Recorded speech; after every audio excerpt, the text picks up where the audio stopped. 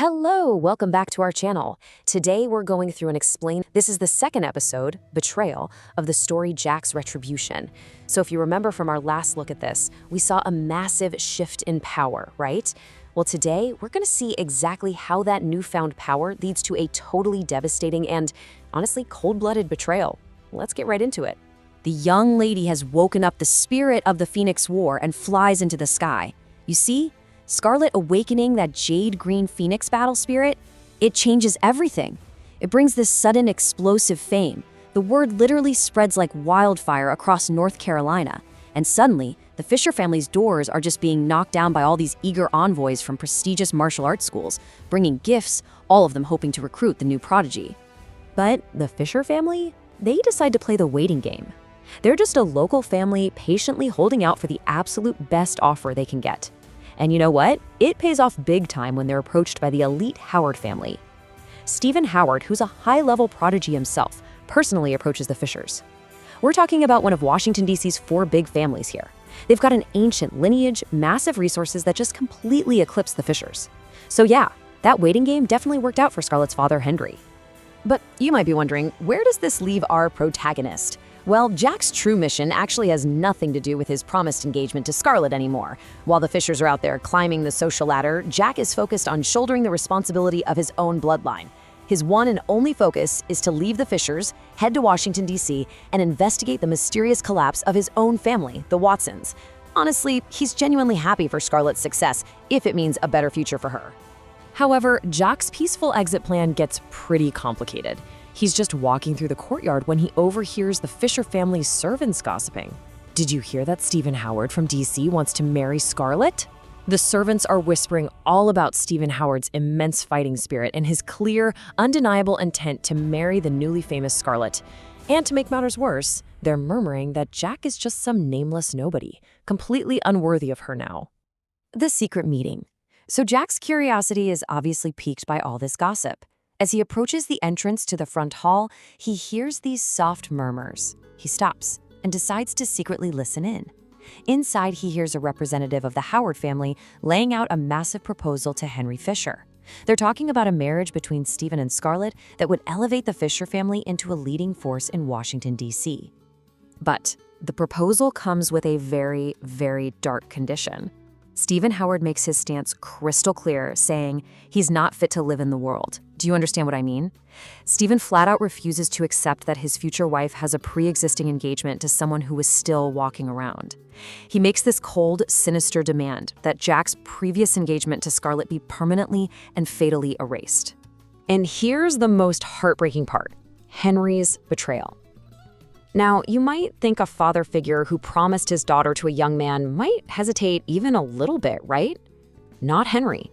He instantly agrees that Jack will be put to death as proof of his sincerity to the Howard family. It's just a staggering moment. Jack realizes that to Henry, he was never family. He was just a pawn. And now that he's outlived his usefulness, Henry views Jack as nothing more than an ant to be mercilessly crushed under his boot. But Jack doesn't just run away. No. He steps right out of the shadows and boldly confronts Henry, shouting, "You are cruel and thankless.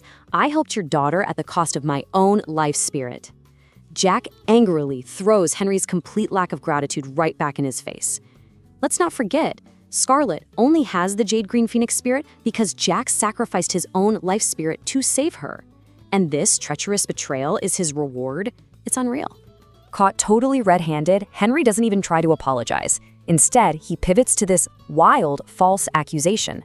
To justify executing Jack to the rest of the household, Henry straight up lies, claiming Jack is trying to steal Fisher family secrets.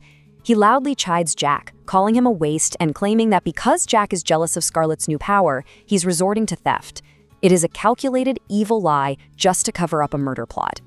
Meanwhile, Stephen Howard, who finds Jack utterly beneath his notice, actually scoffs and just leaves the room, leaving Henry to finish the dirty work. So, Henry issues an ultimatum. Hand over the marriage certificate and he'll spare Jack's life. But Jack is smart. He knows that marriage certificate is his only proof, his only real leverage. Handing it over wouldn't buy his freedom. It would just remove the absolute last obstacle, leading to a much faster death. The dark dungeon. Surrounded and completely overpowered by Henry's guards, Jack gets locked away in a cold, damp, gray cell to await his execution the very next day. He's left sitting on the freezing floor with absolutely nothing but his righteous anger, a profound sense of betrayal, and a mysterious, seemingly dormant pearl in his pocket. But instead of falling into despair, Jack channels all that fury into laser focus. He looks at the pearl and says, "Earlier it was you absorbing my strength. Now it's time for you to pay me back." Jack crosses his legs, drops into deep meditation, holding that mysterious pearl in his palm. He commands the artifact to return the massive amount of life energy it had previously absorbed from him when he saved Scarlet. And what happens next is just this incredible awakening. A full moon rises, and a beam of moonlight hits the pearl straight through the iron bars. Almost instantly, this strange, endless humming begins from inside the bead. The moonlight turns into these literal threads of energy, causing the pearl to levitate and vibrate at the super high frequency. Finally, its surface turns a dark, rich emerald green, swirling with liquid light.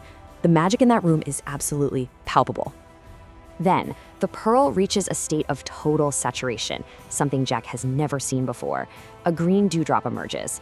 It's this single translucent droplet that just separates from the bead. And guys, this isn't just water. It is glowing with pure elemental life force. It radiates this incredible healing magic that far surpasses any of the stories Jack had ever heard from his father. Level 3. As soon as that green dewdrop touches Jack's skin, an endless force surges through him from head to toe. The elemental energy is completely overwhelming. In a matter of seconds, this immense power nourishes his bones and pushes his body straight through to the 3rd level of physical training. He is literally leveling up right there in the dungeon. But it doesn't stop there. Level 4. There is still so much energy waiting to be absorbed. Without even hesitating, Jack speeds up his meditation process, drawing the remaining raw power directly into his blood. In the time it takes to burn a single stick of incense, he instantly breaks through yet again, achieving the 4th level of physical training. The sheer speed of this breakthrough creates a wild vortex of force in the air around him in that tiny little cell. The transformation is explosive. In mere moments, Jack has broken through 3 entire realms of physical training. Even more astonishingly, the energy from that green dewdrop has allowed him to completely rebuild a perfect original life spirit. And the absolutely crucial takeaway here? This new life spirit is exponentially stronger than the one he originally sacrificed to save Scarlet. He went from being entirely powerless to possessing godlike strength in the blink of an eye. But as the overwhelming rush of power settles down, a pretty chilling reality sets in. Will Jack wake up in the dungeon just to lose his life? Jack has this sudden panicked realization. Sure, he has successfully reshaped a perfect, vastly superior life spirit. But he is still locked inside a cold iron cage, completely surrounded by Henry's guards, and scheduled to be executed at dawn. To be continued. And that is exactly where we have to leave things for today. Will Jack's new powers be enough to break him out of the Fisher family's dungeon? Will Henry and Stephen face retribution for their cold-blooded betrayal? We're gonna have to find out next time. If you like this story, please like and share it, and subscribe to the channel to watch future episodes. Thanks for watching.